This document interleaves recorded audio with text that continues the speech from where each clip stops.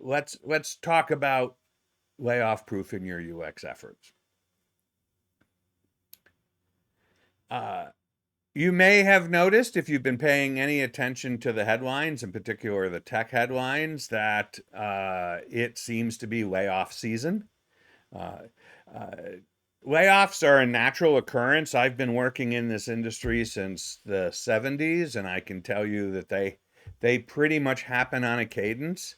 There are layoffs once one organization starts to lay people off. Other organizations join them, and everybody starts laying people off. There's reasons for this, right? This is just sort of a cleaning out of a natural buildup.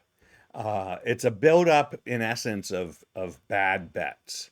What's happening is that organizations, particularly organizations that are cash flushed, start to make lots of bets about how to keep growing their business because they get this mentality of grow or die.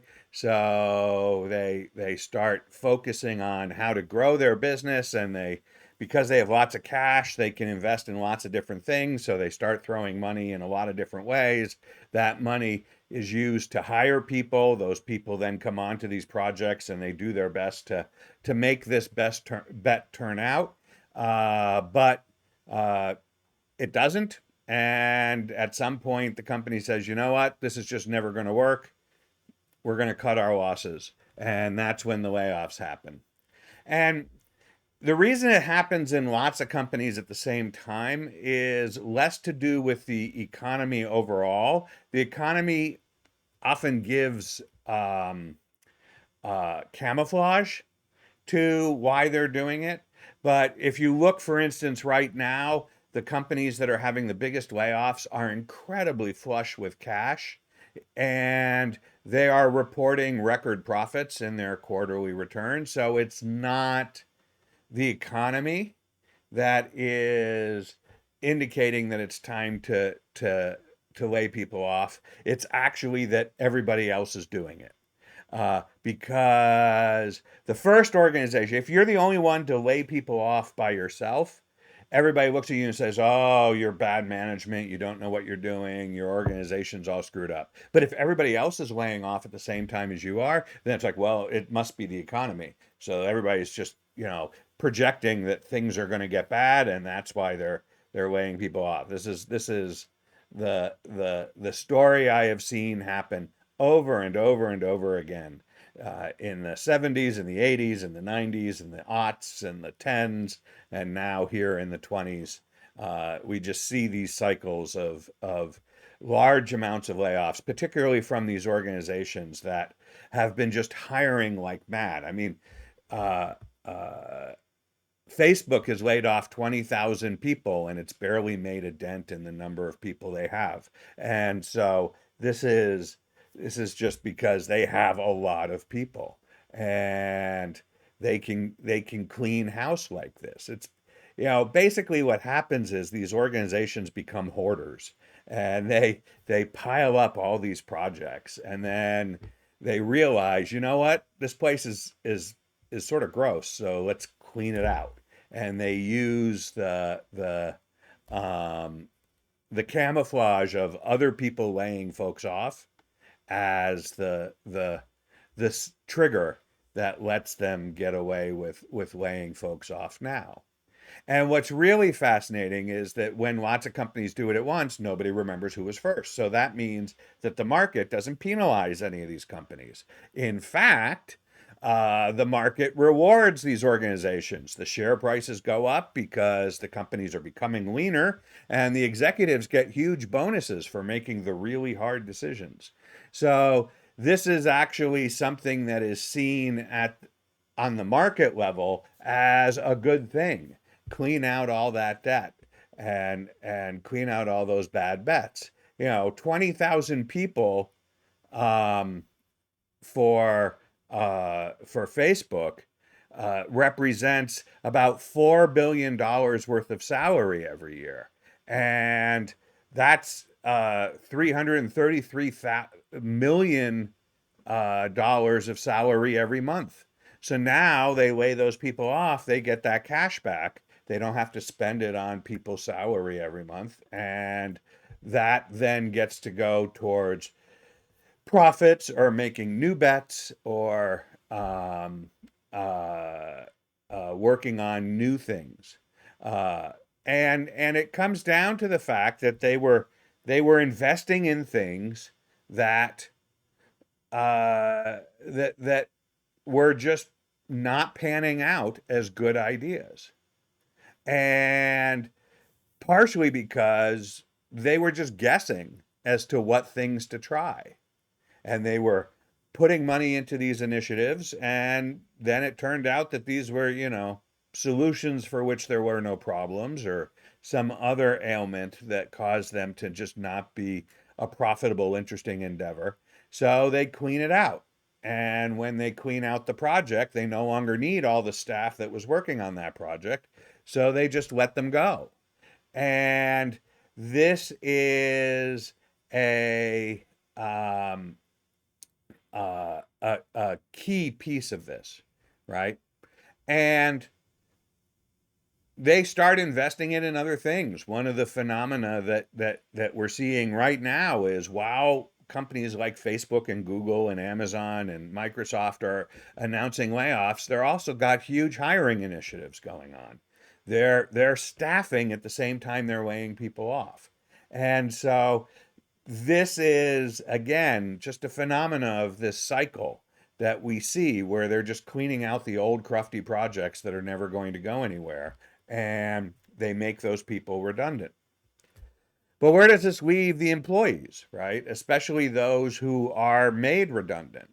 Uh, and the people who are left at the organization to pick up the pieces, because it's not necessarily good that you are not laid off, right? If depending on the group that you're in and the way the layoffs go, you may find yourself having to do more work, much more work to cover the people who are no longer there, um, while getting paid the same.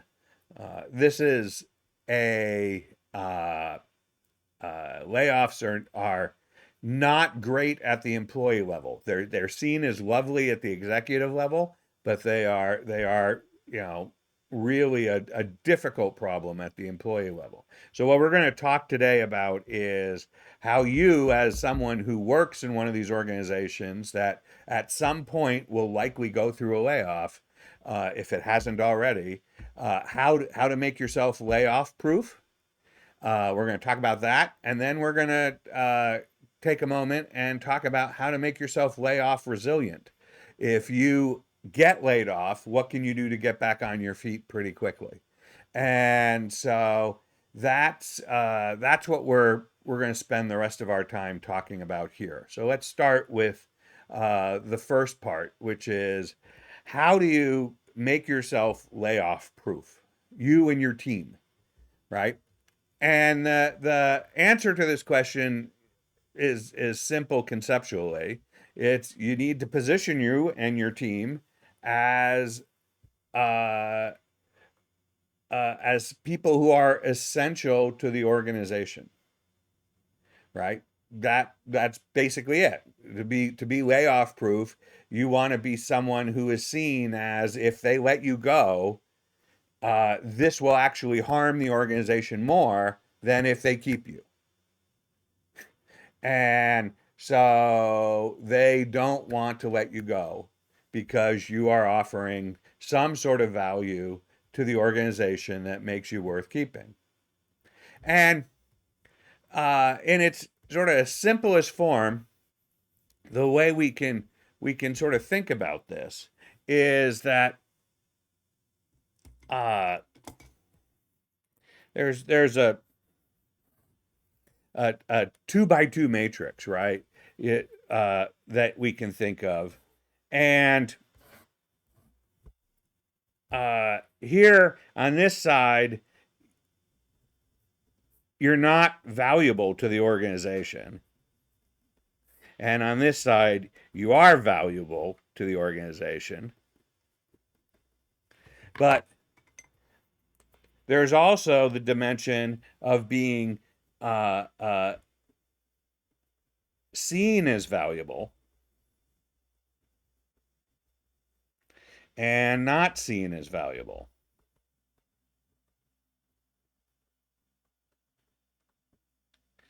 And the thing is that if you're not valuable to the organization, you should definitely uh, uh, you be laid off. I mean, this is just, you're not providing value. Why should they keep paying you? If they are honestly seeing you as that, then that is just, the fate that you have, and uh, uh, it's okay. You'll probably be valuable someplace else. You're just not valuable here. Uh, um, on the other hand, if you are valuable to the organization and you're seen as valuable, that's that they should they are going the odds are much better that they're going to keep you. It's not 100% guaranteed, but the more you're seen as valuable, the more valuable you are, that's key. Now, uh, there's a big problem if you are valuable, but you're definitely not seen as valuable, right? This is a positioning mistake here, and uh, that's key. You have to be positioned right. There's also a problem if you're not valuable but seen as valuable. It's not so much your problem as the organization's problem. They don't know what valuable is. And again, this is a positioning mistake, but it's in your favor. But this is probably not what you want to bank on. You don't want to. You don't want to bank on the idea that they'll see you as valuable even though you're not. So, uh, uh, this is absolutely um, uh, a key point to this, right? That you need to not only be valuable to the organization, but you have to be seen as valuable to the organization.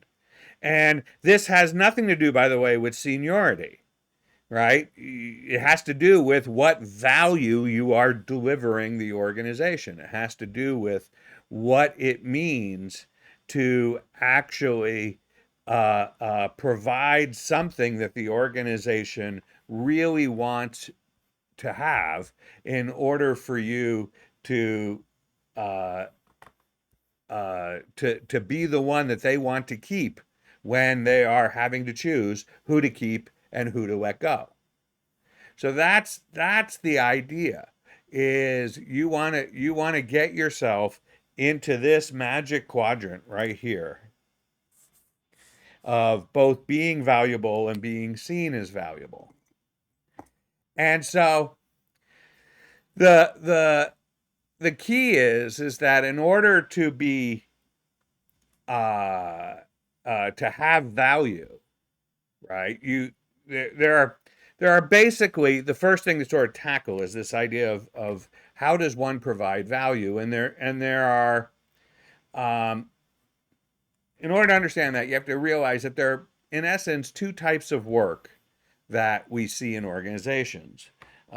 We see what we call hands work and what we call brains work.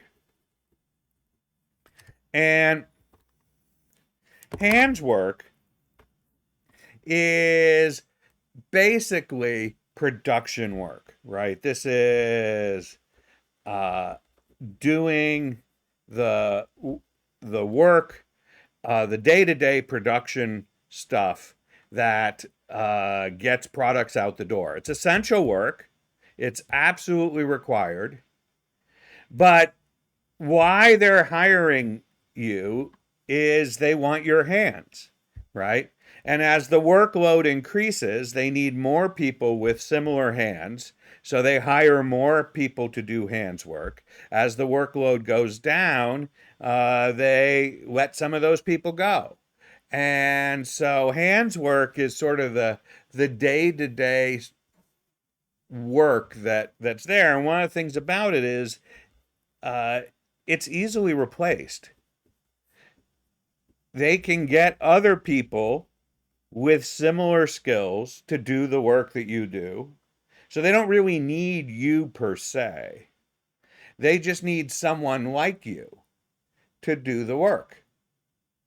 And so hands work comes in and they sit there and they do their job and they're good at their job. They could be excellent at their job, but there's nothing particularly unusual about them, and there are lots of people on the market who could do this work. So when layoffs come, the hands work folks tend to be the ones they consider letting go first because the workload is going down, so they don't need those people as much anymore. Brains work, on the other hand, is problem solving work. They're basically hiring you because you can solve a problem that they can't. And because you solve a problem that they can't, um, uh,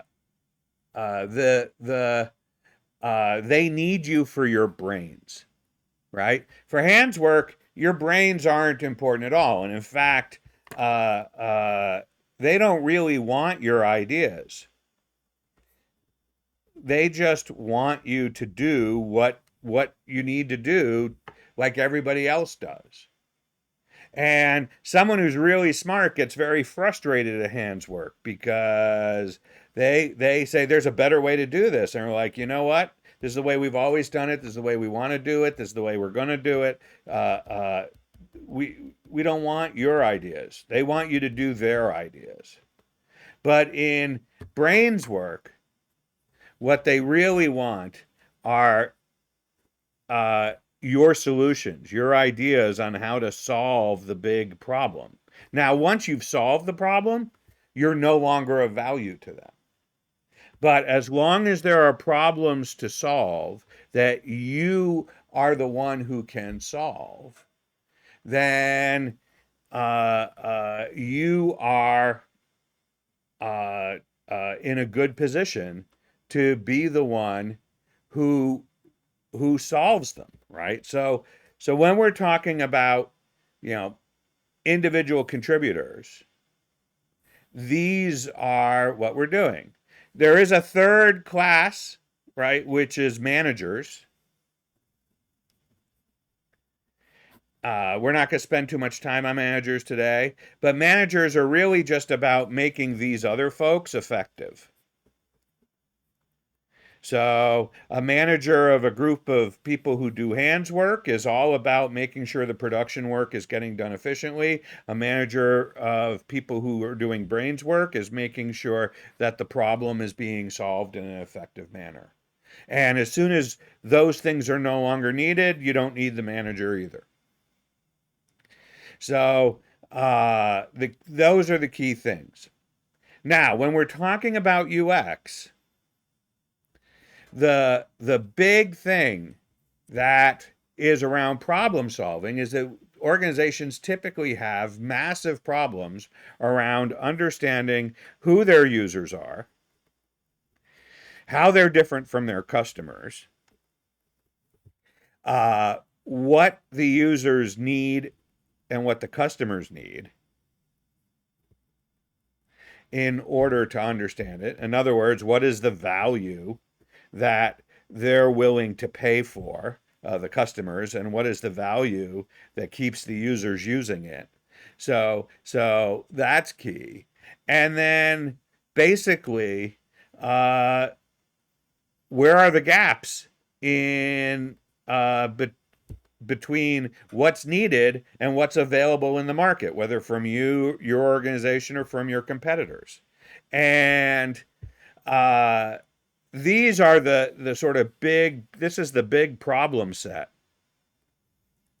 that UX people solve. is really understanding who are the users, who are the customers, what they need, what the gaps are.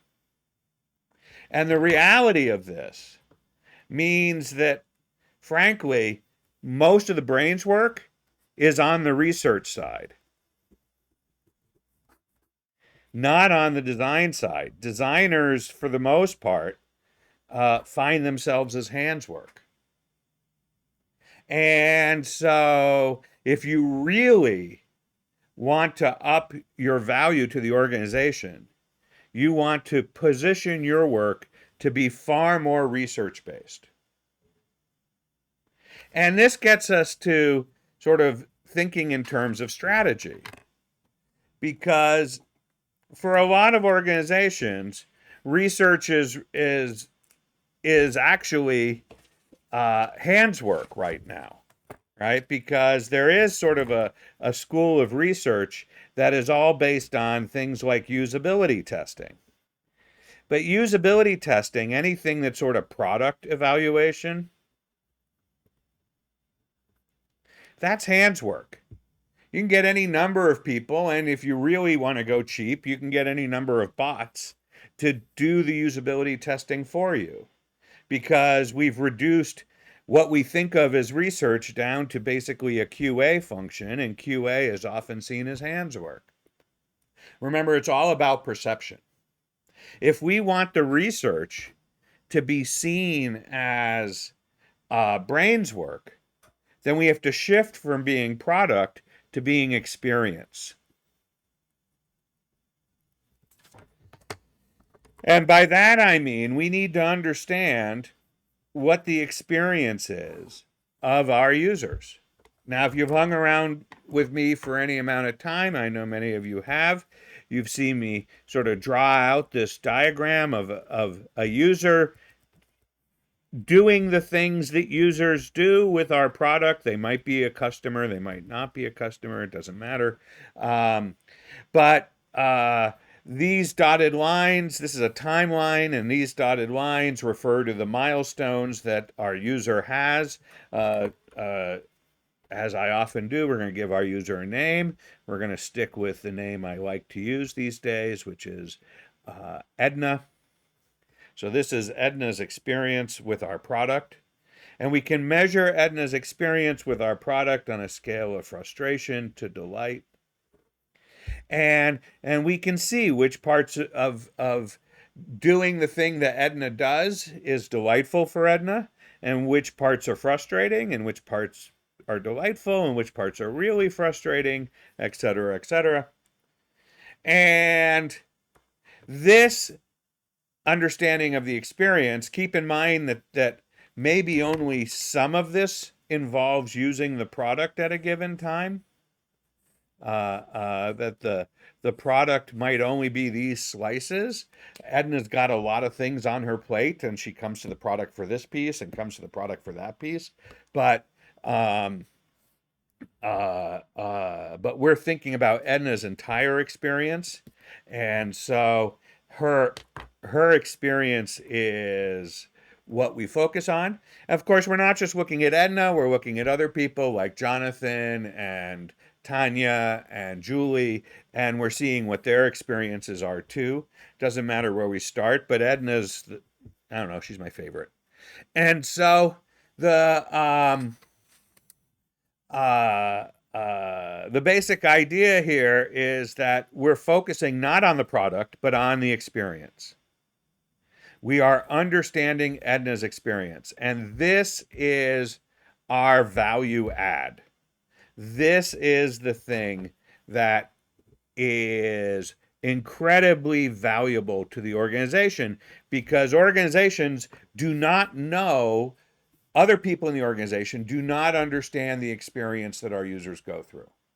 They do not understand what makes it frustrating, what makes it delightful. They have no insight into that at all. So our value add is to become the experts in this, to understand this completely. And so that's what we do. So we start with the current experience, and we learn as much about the current experiences of our users as we can. And when we're doing that, we're not focused on the thing we're going to build. The thing we're going to build is some sort of solution. Remember all those bad bets? All those bad bets were people going straight to the solution without understanding the current experience. Because if they understood the current experience, it wouldn't be a bad bet. It would be a good bet. So they're focusing on solutions first. But we're not going to focus on solutions first. We're going to focus on the current experiences first. And from the current experiences, we're going to ask a question. We're going to say, okay, we noticed that Julie and Tanya and Jonathan and Edna all had similar experiences. That was the pattern we started to realize, that they all sort of get frustrated here, they get frustrated there. And we can ask the question, well, what would it look like if we delivered a great experience all the way across? This becomes sort of our aspirational vision for what this product could be, what it could be to really improve Edna's life. And while we're improving Edna's life, we're also improving Jonathan's life and Tanya's life and Julie's life. So we're getting everybody's life improved all the way across, making it better no matter where we are. So that means the parts that are in our product and also improving the parts that are between the product use, before the product use, after the product use.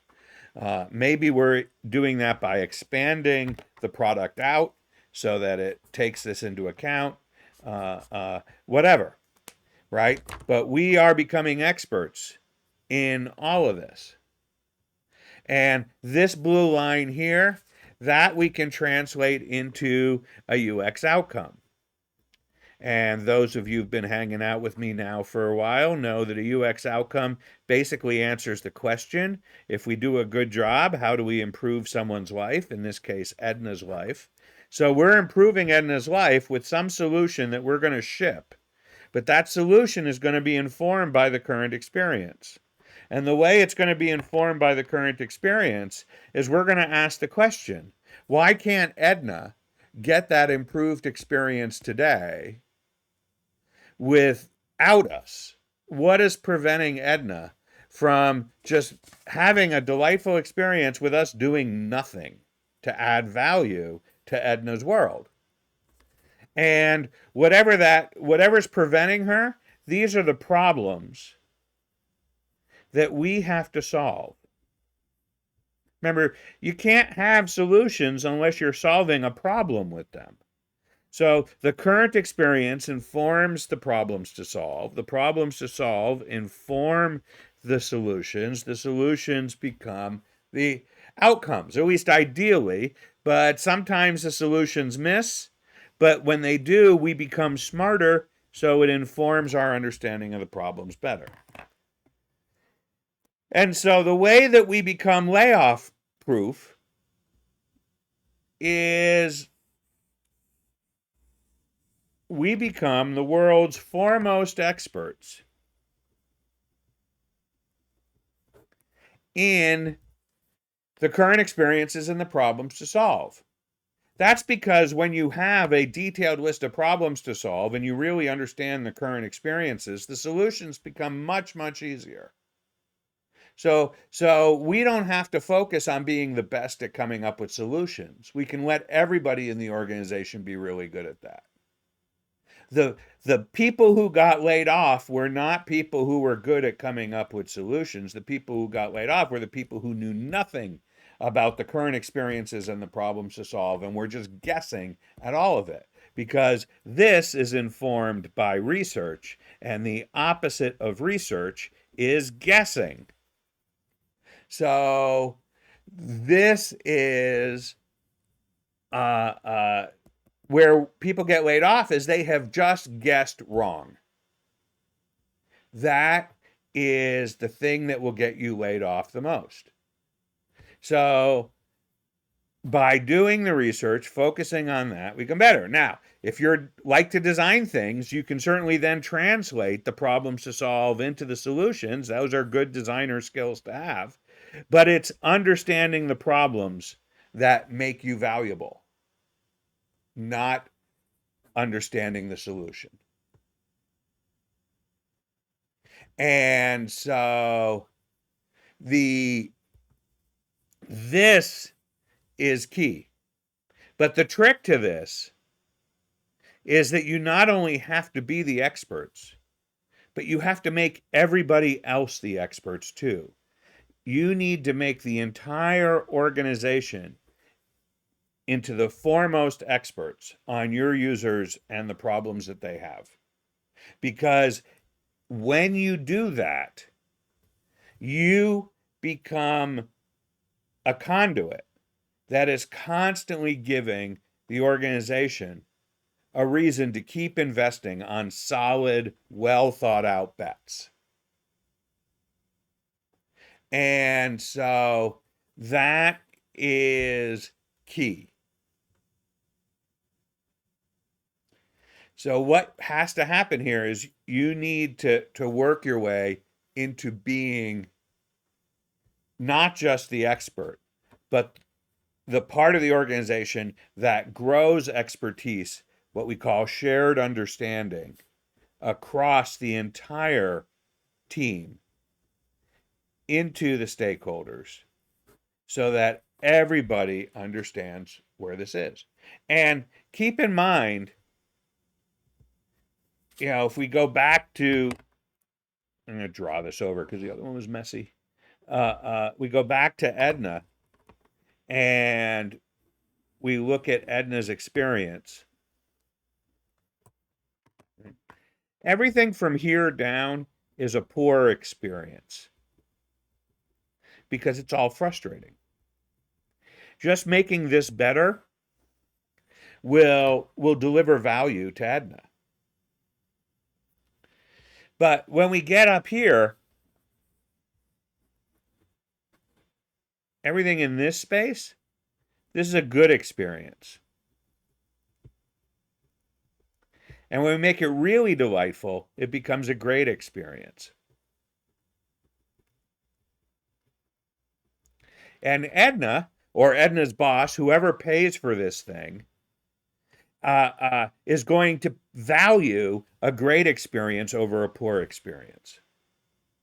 Think of all the things that have really delighted you in your life, your phone, your car, your toaster oven, whatever it is. It's because the experience was way better than the one you had been used to. And so value is what we can deliver. And the more we understand what the difference is between a poor experience, a good experience, and a great experience, and the more we share that inside the organization, the more it's clear that we are providing value on a regular basis. This is, the secret behind Apple and Disney and many other organizations that are really good at delivering delightful value all the time, such that they can charge premium prices and people are willing to do it. People who often don't think of themselves as the type of people who buy luxury goods. And so this is key. Now, when we talk about innovation, there's a myth that innovation is about inventing things, and that's not true. Innovation is about delivering value where it didn't exist before. Innovation is about turning a poor experience into a great experience. If suddenly you improve the product such that Edna has a great experience at doing whatever it is that Edna's doing here, Edna's going to say, oh my gosh, that's really innovative. I've never seen anybody do that before. And that is the key thing. So we are situated as UX people to be the ones who really can demonstrate what value is, because we should be talking, if we're not, we should be, in terms of how do we improve people's lives? How do we improve Edna's life, Jonathan's life, Tanya's life, Julie's life? How do we improve all these people's lives? And that comes out of the research. Now, I mentioned that I was also going to spend time about making yourself layoff resilient, because even though you work really hard to become layoff proof, there you could just pick the wrong bets to work on, and the organization's going to decide that's not a project we want anymore, that's not an initiative we want, and you sort of get flushed out of the system because it's time to clean house, and you're not seen as where the direction they want to go. It's all about chance, and you can do everything you try, but don't take it personally. It's not you. However, there are things you can do to land on your feet, and they're basically the same things that we're talking about doing in when we're trying to make ourselves layoff proof, which is we have to go back to that chart of being seen as uh, uh, valuable and actually being valuable, right? The trick is that now we want to be seen as valuable by people outside the organization. We want to be seen as valuable by people who are not the executives, not the stakeholders, not our management, but we want to be seen as valuable by people who might be our management someday. So this means working to actually build up a reputation for being someone who's really good at what you do. And uh, this idea of building up a reputation is something that you have to do before you're laid off. It takes a long time to build a reputation. And you need to do this right now while you're still working. You need to be sharing enough of what you do. You don't want to break any company secrets, but you need to be sharing enough of what you do to the outside world so that the outside world starts to see you as someone who provides value. So that if another organization, if your current organization lets you go, you become a free agent, and all these folks want to snap you up because you have demonstrated that you provide value on a regular basis. And this is the crux of high quality networking. Now, there's lots of networking that's low quality. There's, connecting to everybody who LinkedIn suggests you connect to, whether you know them or not. But that's not what we're talking about here. What we're talking about is building up a community of people who are interested in your work and interested in what you can deliver because you are just good at what you do. And we're a community of people who like to hang out with people who are good at what they do. And, uh, and because of you communicating that on a regular basis, they're aware of you, they know of you, so that when you hit the market, they're like, hey, we're ready. We'd be happy to bring you in, even if they don't have an official posted position at that time. That's called, by the way, an opportunity hire. When they don't have a position, but they decide to bring you in for a hiring process and potentially even make you an offer, even though there isn't a position at the start of that. There will be one by the time it's done because you are that good. But it's the same process. It's the same mechanism of showing what your value is, of communicating the types of problems you're solving, the things that you're seeing, the way that you approach it, showing that you're doing brains work, not hands work, and moving from there. So that's the process here. So to sort of summarize all this up, what we're really talking about here is we're talking about how you need to focus on the problem solving aspect. What are the things in your organization that are keeping your users from getting the outcomes that they should be getting, from getting the improvement in their life? If you don't even know what the improvement in their life is, that's where you have to start. One way to do that is to ask the question, given our current experience, if we make it better all the way across, what does that improvement look like? And then once you can clearly state what the improvement is, then you can start to build out the problems to solve, and you can become the world's foremost experts in those problems, really understanding how to solve them. And I guarantee you, once you become an expert in a set of problems, you are valuable not just to your organization, but to many, many, many other organizations that have very similar problems. And as a result, you will be able to position yourself and do this kind of work. That's how you make yourself layoff proof. You are demonstrating the value that you have.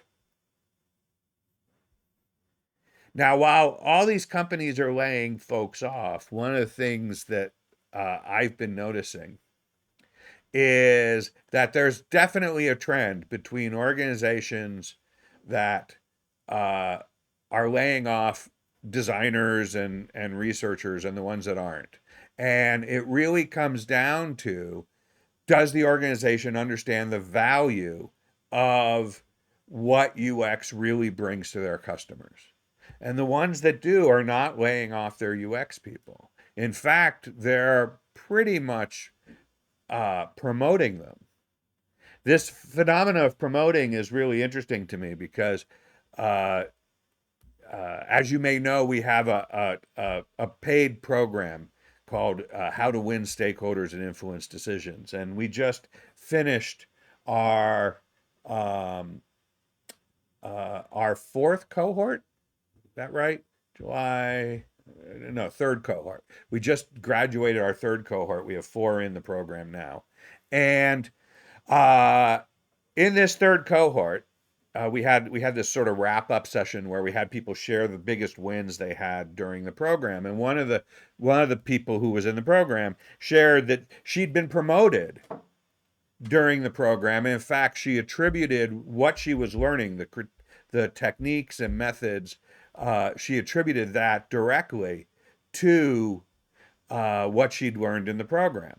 And I smiled because this is a trend. Every cohort, at least one person has told us that they'd been promoted. Other people had told us that they'd had meetings with the senior executives that they'd never had before, that they were being called in to do workshops that no one was asking them to do before. All these opportunities were opening up for them.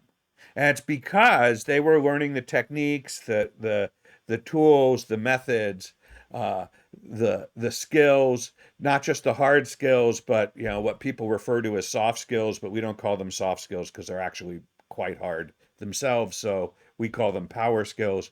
They are learning all these things that really help them position themselves as delivering value, not just themselves, but the teams that they leading.